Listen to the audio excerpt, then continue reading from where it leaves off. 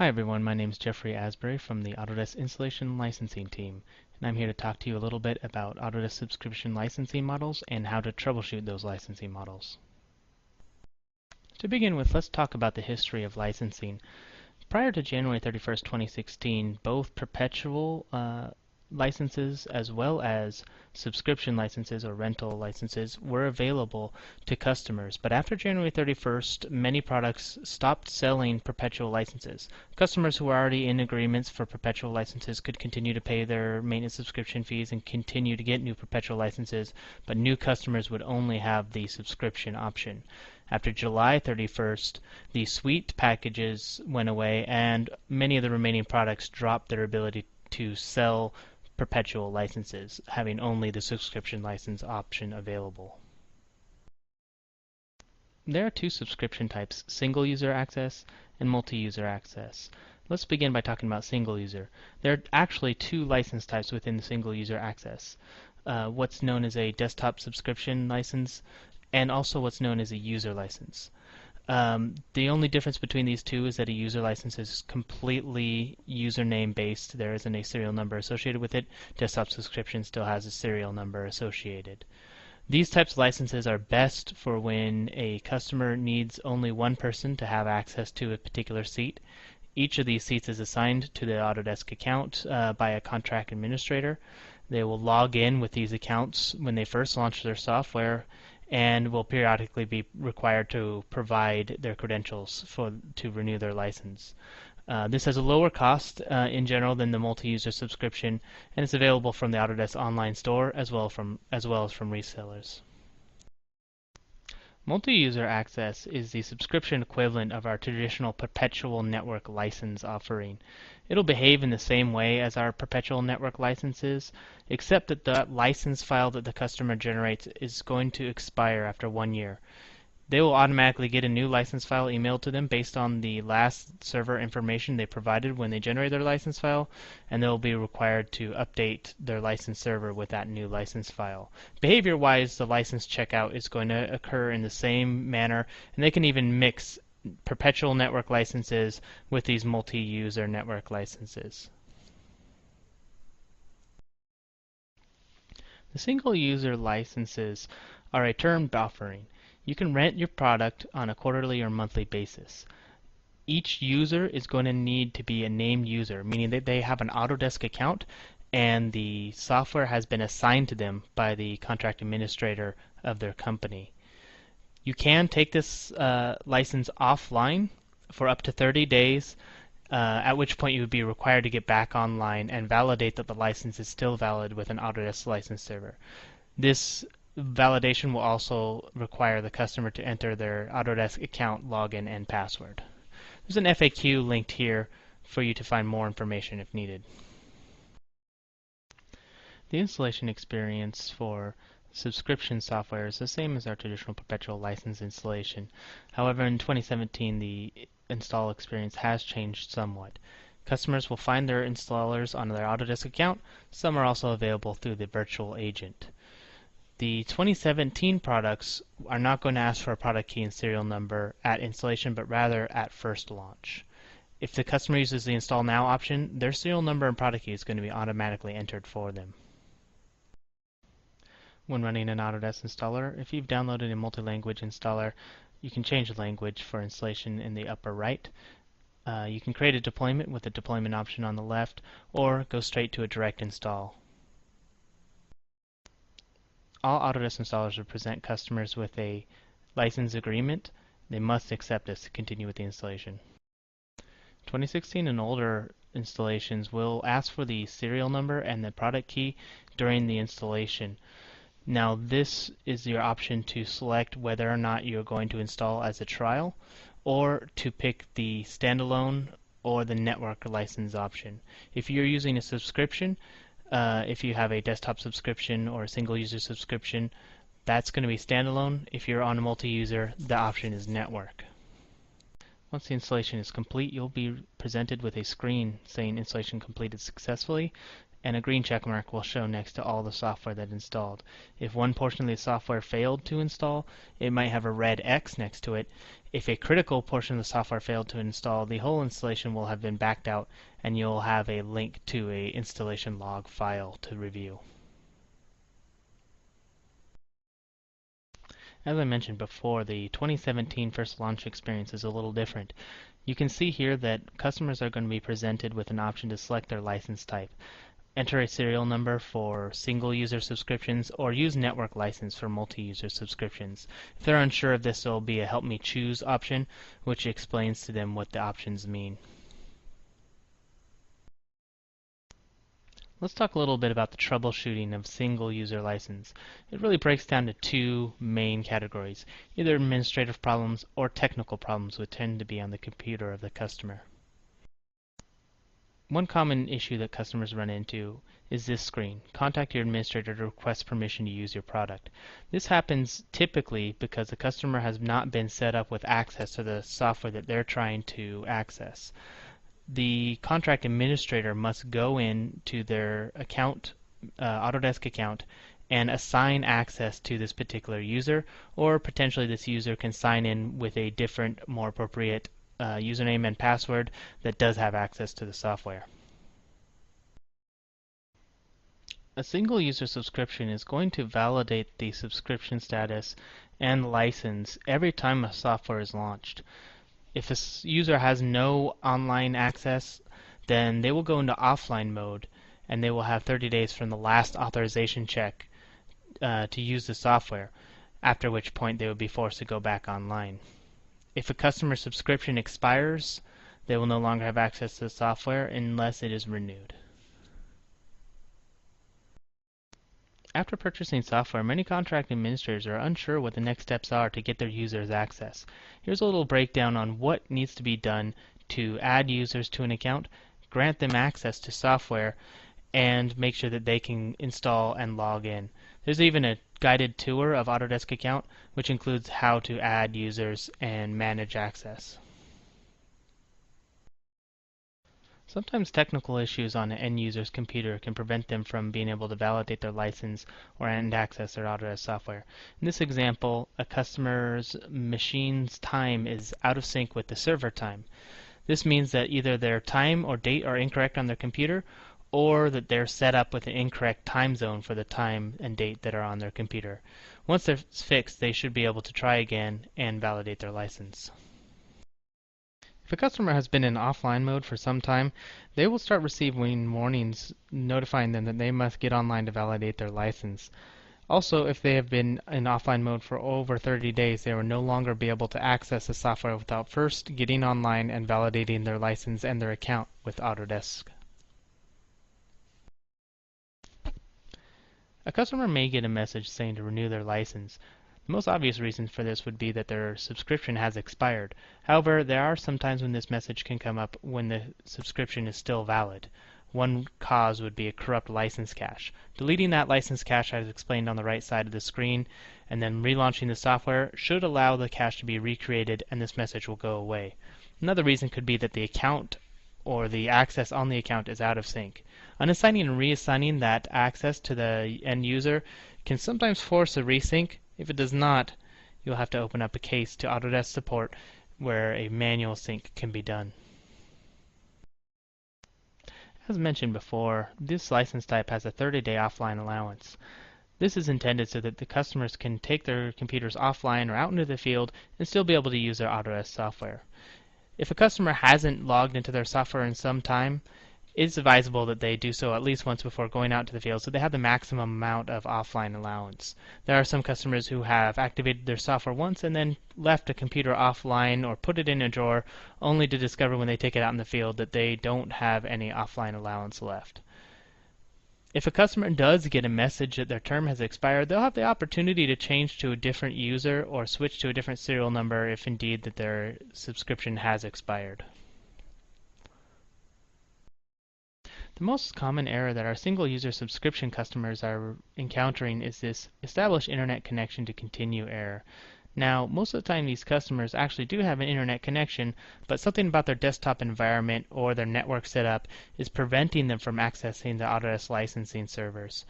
This prevents them from being able to activate their license and access their software. There's some links on the left side here that guide you through troubleshooting on Windows and the Mac OS. Also a hotfix for versions that are 2015 or older, and Fiddler, which is a tool that we can use to bypass proxies in some cases for troubleshooting. We're going to go more in depth into some of these troubleshooting steps later on in the presentation. Web proxies on a customer's web browser or on their network are a common cause for the established internet connection to continue error.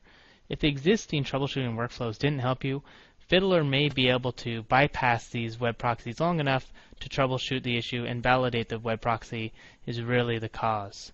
There's a knowledge article link there that will give you more information on how to run Fiddler as well as how it can help you. The network license behavior for multi-user subscription is the same as perpetual network licenses. When a user launches their Autodesk software, the software queries the network license server to check out the license. When they close the software again, it returns the license. License borrowing is still an option for multi-user licenses. For more information on how to set up your network license server, there's a video linked below. There are three network license server types. Single-use server is the most common setup that most of our customers use. In this scenario, a single server hosts all the Autodesk licenses, and all Autodesk client software connects into that one server to check out licenses. In a distributed server setup, there are multiple license servers, and the customer's licenses are split amongst those servers. If one of the servers goes down, the other servers continue to operate, but the clients will no longer be able to access licenses that were hosted on that server. Clients will query for licenses from all the servers. In a redundant server setup, all the licenses are hosted on 3 servers. If one of those servers goes down, clients will still be able to access all the licenses because the other servers will still continue to serve them. However, if 2 of the servers go down, this breaks the redundant server chain and customers will no longer be able to access any licenses. A network license file is how an Autodesk license server knows what licenses it should make available. This is generated by the customers either at register.autodesk.com or on their Autodesk account. On the license file, the first line is going to show the server's host name and the server's MAC address. If the MAC address changes, it cannot be updated in a license file. A whole new license file will need to be generated for the customer. An easy way to read the contents of a license file to see what it contains is at the website www.licenseparser.com. This is available to customers as well as employees and is an Autodesk hosted website. If a customer or Autodesk employee were to upload a license file here, they would be presented with a easy-to-read, user-friendly breakdown of what the license file contains, including included packages, expiration dates, and what the server name and MAC address were set up for. With a multi-user subscription, the licenses will expire. They're set to expire 30 days after the expiration of the contract term to give the customer some extra time in order to switch over to their new license file. That new license file will be automatically generated and emailed to the customers if they remain on subscription. This will be done based on the email address, the server name, and the server MAC address that was last used to generate a license file. Here are some links for some common troubleshooting issues and how to solve them, as well as how to set up the license server itself. Let's talk a little bit about the error messages that can occur with the Autodesk Network License Server. This error here, for example 1.5, means that the service cannot start. It could be that this configuration has not been set up properly, so you want to double check the Configure Services tab and make sure everything has been configured according to the setup documentation. You can also try to start the service manually through the Windows Control Panel for Services. In some cases, this may allow you to work around the problem.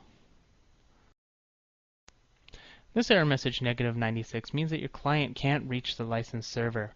It may be that the license server itself hasn't been started, or that the client system is not referring to the correct server name.